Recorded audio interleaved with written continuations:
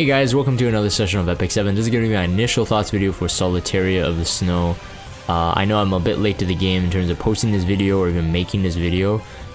I will say, like, the background is that I wasn't super inspired. Like, I wasn't inspired by Edda. Really bored with Edda. I was almost on borderline losing interest in terms of even talking about heroes when Designer Lilibet was released. You guys heard my complaint on that if you were following me on my YouTube series, of course, and you know, I said that it's just a tug-of-war, kind of like, you know, bring a new mechanic into the game that's game breaking and then bring a counter mechanic.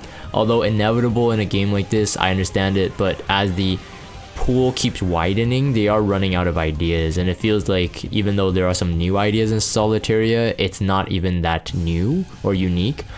Anyways, with my ranting aside, of course, I want to give you guys my unbiased thoughts on the hero, you know, whether or not she's, you know, worth pulling for. And I do have to thank those who, you know who you are if you're watching this video. You've requested, hey, where's your Solitaria video? We want to hear your thoughts or whatever. So thank you. My thoughts are definitely not, you know, super important, but you know, here we go. So first things first, Mage, Taurus, Light Elemental. For those who have, you know, been more knee deep into RTA, if you run into a Sage Ball and Cezanne, if they're built well, which is actually relatively easy to build well too, if they're built well, they're really annoying to deal with. In terms of like the kit, Sage Ball is a danger, but his stat line is really what makes him really annoying too. That was the same reason for Dizzy. The stats were really good, like very balanced, and then it was suitable for the bruiser kind of knight meta. Not so much in season 2, but definitely in season 1. But we have her with the exact same stat line. So 1039 attack, not super low, but it's definitely not high for a mage. We're gonna talk about that, how important that is in a bit, because we have the mods at this point. The benefit of doing a video late like this is they have the mods, the data mine. The health is at 5,299, pretty high actually for a mage, actually very high. And then 115 speed is very good, and then 673 defense. It's more borderline average mage, but it is still really good in terms of all heroes, all classes. Very good defense, so that's why the Sage Ball and the Dizzies, they can get, you know, 18,000 HP, 20,000 HP, and keep it maintained at like a 2k defense with decent speed, and you still have effectiveness, effect resist to boot. We got the effect resistance at 18%. Of course, a lot of people complain about that. In my opinion, that's actually pretty good. On the off chance that, because basically it's 18% plus another 15% for the effect resist check. So in terms of like a hero that has 0 effectiveness, let's say a blind from RB, Fallen Cecilia's without effectiveness, there's a high chance, a relatively high chance for like your Taurus mage to resist it. I've seen people, because the effectiveness is at 18, the effect resistance at 18, people have been building ER Sage Ball and Cezanne, so high effect resist Sage Ball and Cezanne, and allowing the frenzy to kick in for his effectiveness. Dizzy in the past, long time ago, people theory crafted effect resist ones too, and have used it to successful degrees. So with those awakenings, in my opinion, it's not a big waste, especially with kind of like a debuff support hero type hero. Having a bit of effect resist is not bad. I get the idea of, like, you know, oh, put it more towards more effectiveness or whatever, but she does have an imprint concentration of 27 self-imprint. That is, of course, if you get her to triple S. Now, a lot of people have been asking, well, is she actually ML Edda? If you have not heard that yet, I do believe that is the case. I mean, I was convinced by it when other people showed me kind of like the evidence for it. So I mean, here are like some images. So like this is Edda, and then this is Solitaria. So you'll notice the pose is more or less the same, because at least our, like, at this point, the only like very different quote unquote ML and RGB counterpart is Destina and Ruel. In terms of lore, like they're not somehow connected, but at the same time they are. I think that this is the same case here. From what I understand, again, I didn't care about Edda, didn't look at her lore. In fact, for her side story, I don't like the character, alright? So you can hate me all you want, but I don't like the character, so I didn't read her side story. Like I read like the first like intro thing, and I didn't like the way, like it was too, I don't like her personality. Solitaria, on the other hand, looks like to be the opposite in terms of Edda, in terms of like personality, even based on just facial expression. But you can see that the models are more or less the same. The floating wand, the toes pointed in, the kind of, I would say kind of like a hunchback, like slouched, like they're not confident in their boobs, that kind of, like the shoulders are slouched forward, that kind of pose. So anyways, if you haven't noticed that, I do believe that she is quote-unquote ML Edda, so therefore you can feed her with Edda imprints, right? Well, that being said, let's go back here. But 27 effectiveness, which will give her a huge boost, and I think if you do get her to triple S, it will definitely be beneficial in terms of your build, in terms of lower stats, lower stat requirements that's needed there. Perhaps you want a bit of bulk, perhaps you want damage, because her mod is pretty crazy. So first things first, we got the skill 2. Let's talk about this. This is a passive skill. I want to go home. Decrease the amount of focus gained by the enemy by 100%. No condition, no mola needed. So, I mean, right away people are just like, well, SSB counter, dead counter, and then Rylet as well.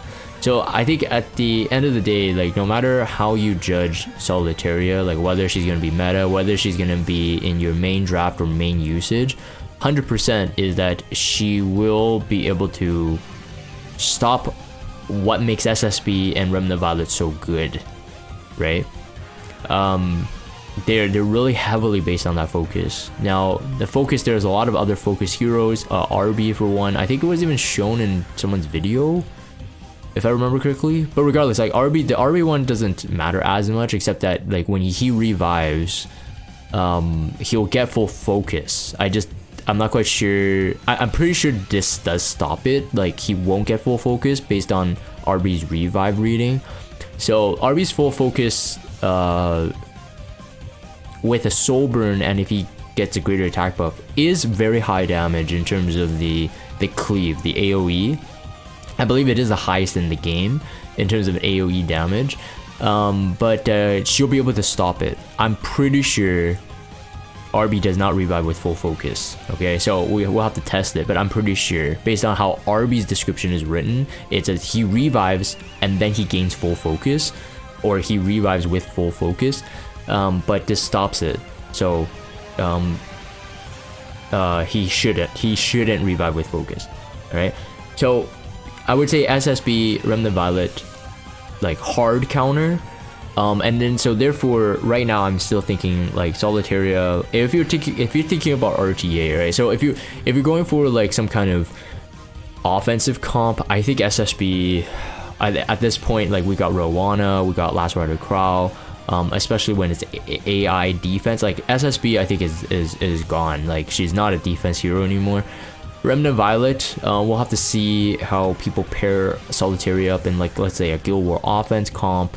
Because Remnant Violet and RB are two of the, I would say, highest used defense heroes in Guild War right now. And I think if you own Solitaria for an offense hero, and she doesn't die, because the thing is that she's light elemental too, so like Remnant Violet might nuke her.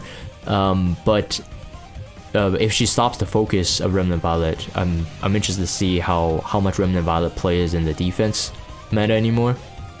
The other thing is though, is that 100% SSB is out. We already see SSB almost never used in any sort of defense form anymore. People who still use SSB are still, hoping that, SSB, I mean, you could still win, but they're just kind of like hoping people are dumb enough to not bring some kind of hard counter to SSB. In terms of RTA, this is definitely, I would say, a very important hero to have. Kind of like Politis and Celine double draft. I think if someone ever drafts SSB and not on the last slot, a double pick of Rowana Solitaria is pretty strong. And it like every RTA draft is draft dependent, depends on the hero. I do not believe she's going to be one of the top picks, but definitely a counter pick at the most. She does have a lot of flaws in terms of all the RTA hero spectrum. But this focus thing with no condition, 100% even without any mola, does make it pretty, I would say pretty good. And yeah, I would say not pretty good. Like, one of her strongest parts in her kit is that passive, to be honest. If you do mola this to +5, you get a 100% chance when the caster is buffed at the start of the turn, 100% chance to grant Daydream for 1 turn. What Daydream does is when she attacks, inflicts a random debuff on the target for 1 turn, and then Daydream cannot be dispelled, decrease attack, decrease hit chance, decrease speed, and unbuffable. This is pretty strong. So in terms of if you have her as an opener and you don't have like a Fallen Cecilia with a barrier, you don't have Bastion of Perlucia for the barrier and the immunity, I think you have to have her on immunity. It's most likely going to be more beneficial that you do get Daydream on the start of her turn, so she can go Daydream for her S3 opening. You could also go Daydream, of course, for her S1. So that does depend if you keep her buffed or not, or if her buffs are removed before her turn. So in terms of like the skill rotation, going to the skill 3, so the immunity takes care of this to get Daydream on the first turn. By the time you go to skill 3, which is also pretty loaded, at this point I'm going to talk about the mods. Decreases the enemy buff duration by 1 turn before attacking with Starlight. So enemies buff durations, so that is all buffs applied to the enemy on the first turn, okay, before attacking. So that's pretty good. So right there, decreasing the buff duration, that means that it's a soft skill. It's kind of like Elfelt's buff. You should be able to quote-unquote dispel Remnant Violets on the first turn. Now of course there's a resistance check and you can't soul burn to ignore the effect resist like Elfelt, like Melissa, but it seemingly it should work on a Remnant Violet like right away. So if there's no resist check, so Remnant Violets more so definitely need immunity. You need that extra resistance check against Solitaria, and then it stuns for 1 turn before decreasing combat readiness by 30%, so a CR pushback, and then grants stealth to the caster for 2 turns. If it is soul burned, extends the duration of the buff granted to the caster by Boom, Starlight, Fall, so the S3, by 1 more turn, and it grants an extra turn. So already seemingly pretty good that she works as a dispeller, a single target dispeller. She can push back, she can stun, she could, because she's a mage, she can use book herself, so she can grant an extra turn to set up for the next turn. In terms of artifacts, I'll talk about it probably at the end, but I mean, being a mage, mages have just a whole ton of variety. I would say they're probably the most flexible in terms of artifact out of every single class. Talk about that in a bit. Grant stealth for 2 turns, so we got AoE damage mitigation by 50%, which is huge, very very big, especially for her survival. And of course that keeps that buff that you might want to use on the turn 1, so the skill 1 rather. So that's the next slide, the skill 1, right? So if you do have the stealth, and SSB can't passively knock you out until her actual turn, then she's pretty protected, right? Well, of course we're not talking about like other AoE sources, right? Like fast Last Rite of Kraus, fast General Purgus, fast RB, etc. Like they can knock her out of stealth. Yeah, I understand. But again, it gives her that much needed, I would say, 50% damage mitigation from AoE. Let's see, anything else I need to talk about in this one? So if you do grant an extra turn, then that means your stealth, you have Daydream, and then you go to skill 1, which if it's used on her turn, Pew Pew Pew, which is skill 1's name, becomes attack that targets all allies.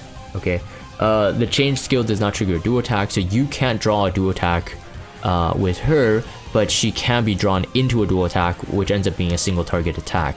But regardless whether it's AoE or single target, it has a 25% chance to stun for 1 turn, and then the damage dealt. So the S3, we got the data mine mod, we have a 1.8 times mod. That's actually pretty strong. That's very strong. 1.8 times mod. The only thing is that, like, like what will you build her as, right? Like, so in RTA again, I think that in a lot of scenarios we have it's gonna be tough to make her like a single target nuker, because she'll be asking for a lot of stats. Now keep in mind that her stats is 1039 attack, is relatively low. This is around like J Kisei level. With a 1.8 times mod, you're looking at about 30% more damage than a regular single target nuker. But the issue is that her S3, while being 30% more raw damage, it is strong. Okay, don't get me wrong, it is a strong skill, but you'll be chasing a lot of stats, right? You kind of want her to be a bit fast as well, to be able to get that turn off. And then she has no critical hit awakening, no crit damage awakening. So it's like, are you going to build her that way? You know, people have built cleave dizzies, and while it's surprising because not a lot of people do build that, it's not as well. Mages, especially support mages, I found, like Bazaar, Dizzy, like support or debuffing mages, they have a like really high mods. And I think it's like kind of like the Smilegate's way of saying like, oh, pick and choose, right? Like, do you want to make them a damage dealer, or do you want to make them to do what the kit has designed them to do? Same thing here for Solitaria. I wouldn't be surprised seeing people build her as a nuker just for the fun of it. But I think it's kind of like the DPS Politis idea. I still think, like, you know, bread and butter, and if you're running low on DPS gear, especially speed DPS gear, you know, default them to sort of like a more like speedy, bulkier debuff mage, so some effectiveness splashed in there, stuff like that. That's my thoughts on it. But of course, you know, I mean, that's the fun part about especially RTA. You run into heroes or run into people with heroes that are built totally different than what you expect, and then you get owned by them, and then you remember that player, and then you don't fall for the same mistakes again, right? So it's fine. But yeah, the pew pew pew. So the thing that's I know a lot of people think about, like, okay, well, this is a big weakness as well. Kind of like Holiday Fiend. Holiday Fiend is good because, like, you always get AoE, you can kill Spectenias, but always AoE means General Purgus always gets pushed, Last Order Crowd always gets his cooldown reduced. So there's pros and cons, and I don't think that just because there's a con in one area means it's a con in another. Just because that there's a 25% chance to stun, so it's the same as Dizzy's S1. And it's AoE, and if you do have Daydream proccing at the same time, it's like she has built-in Zero Ren. So like this one, built-in Zero Ren, decrease attack, decrease hit down, and decrease speed, and unbuffable. That's pretty toxic, right? So in terms of, like, if you're talking about a bulky mage that is able to kind of, let's theorycraft that you can control your opponent in RTA, I think she's pretty strong, right? I think she's pretty strong, and then you can't have any kind of passively, you know, focus-driven heroes versus her. So I can imagine her being pocket pick level. I can imagine her being a pretty strong, maybe 3rd, 4th draft type of level. Again, like I said, because the S1 is forcing you to do AoE, that gives her an advantage, but also a disadvantage, right? So because, you know, I said the thing about book, like, you can grant an extra turn, but because prominently, at least in higher level RTA, most players do have immunity running, especially if they're not, you know, going for speed contesting. Most of them have immunity, and heck, even now top players are having like really fast heroes with immunity on. So like, you're not gonna be able to really soul burn her and then ask myself, like, why the toggle of the ancient book. So I think because of the skill one being uncontrollable AoE, I think Violin or Abyssal Crown would probably be my choice for her. I would side on the Violin more so than the Abyssal Crown. I know that this has always been like the debate, like, do you go with Violin Politis or do you go with Abyssal Crown Politis? Do you go with Abyssal Crown Archdemon's Shadow? Do you go with Violin Archdemon's Shadow? There's always a pros and cons. I don't think there's actually a right answer in both cases. I think you know, each artifact can work. For me, I always like siding with relative use. So Violin is like more of a a softer use, like because getting a stun from Abyssal Crown is really crazy, right? Like it's really good for your team, very bad for the others, but the proc rate is much lower. Violin on the other hand is a higher proc rate but less of an impact, but at the same time I would say for her skill, because she gets Daydream and she can debuff and it's AoE if she is buffed the entire time, I feel like Violin and her being like necessary for being that stripper is more important than getting the Violin stun. But that's just my opinion. That doesn't mean I'm right, and I know that if people are building Solitaria, those two artifacts I think will be the highly contested ones. The thing is, like, Zero Ren on her just doesn't work as much because like you already have the hit down, you already have the decreased attack, and for like F10E I prefer Zero Ren, but for her like it's not necessary, so the choices become much more limited.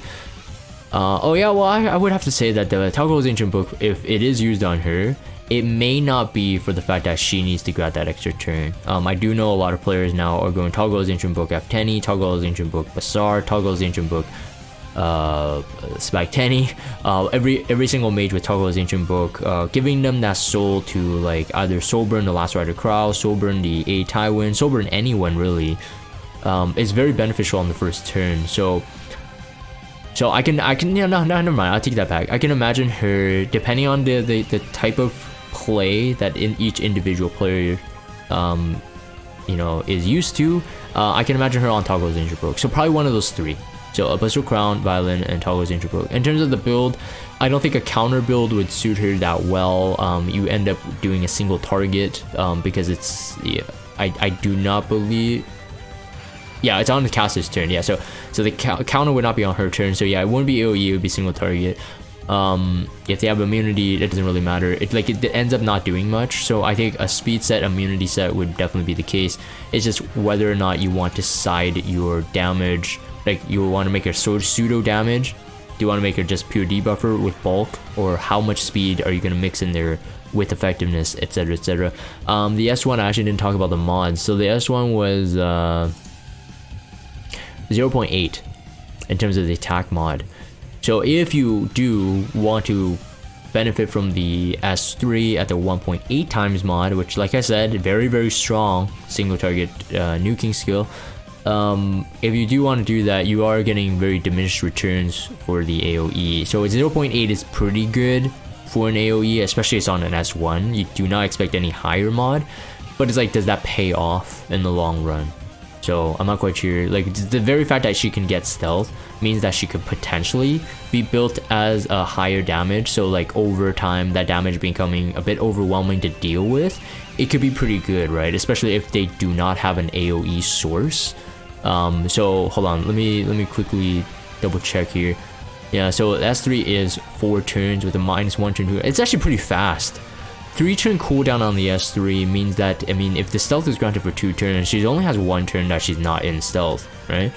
So that's actually pretty good. If you soul burn her, you can actually, I think, continually stay in stealth. That's actually an aspect I didn't really consider, but I think that's pretty strong. So that you know, it again depends on the type of play. It could make her a DPS, honestly. You could build her as a DPS, kind of like Holiday Youthfiend now too. Holiday Youthfiend, I mean, the 2 primary builds right now, like full cleanser, so like more speed, more bulk to get the turn. But there are people who are building Holiday Youthfiend with the capacity to do crit damage, like 250 crit damage or whatever, just in order to kill Spectanis, in order to chip down damage AoE like quicker.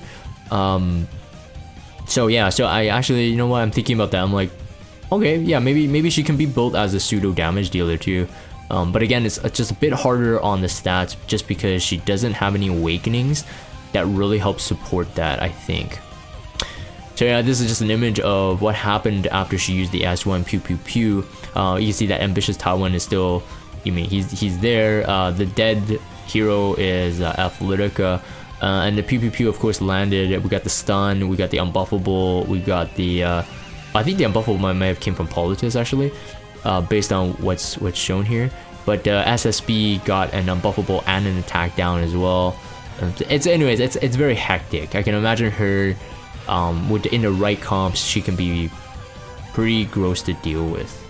I'm actually more so leaning on that DPS Solitaria now in my mind, if I get her. But like I said, I didn't want to make the video just because I wasn't super interested. I mean, just like, again, my complaint is like, oh, you have SSB, you have Rylet, like people pulled for them, people, you know, Rylet, if he dodged, he can actually be good, but then all of a sudden introduce a hero that just nullifies the whole mechanic. I felt like Archdemon's Shadow to me was a bit more exciting to talk about because everybody was just like, oh no, she's gonna be trash, and her seal is really good when it procs, when you bypass that 75% proc rate and you land it. She ends up being like really good, right? And the Solitaria is just like every hero has their flaw, but she just ends up being, I think, too slap in your face. It's like, oh, you pulled SSB, here you go, take this. And again, like I said at the beginning of the video, this is gonna be the way that the game has to be. I mean, they're gonna create a new broken mechanic that we didn't really think about. It's gonna influence the entire meta, maybe for a whole year, and then they're gonna create a lot of counter heroes to it, all in like different facets of counter. Yeah, but anyways, this is a bit too much thoughts on it. But yeah, so definitely sets. I think speed set, immunity set, artifacts. I think you got the Toggle's Ancient Book Choice, you got the Violin, you got Abyssal Crown. I think those are all solid.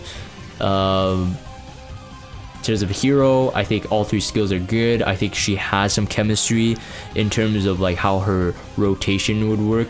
I'm very interested to see how her AI responds though. I would assume it's going to be S3 first no matter what anyway. Yeah, I'm not quite sure if she's usable on a defense team. Could maybe, but I think for offense, Remnant Violet could be in trouble. SSB definitely out, so she's pretty strong.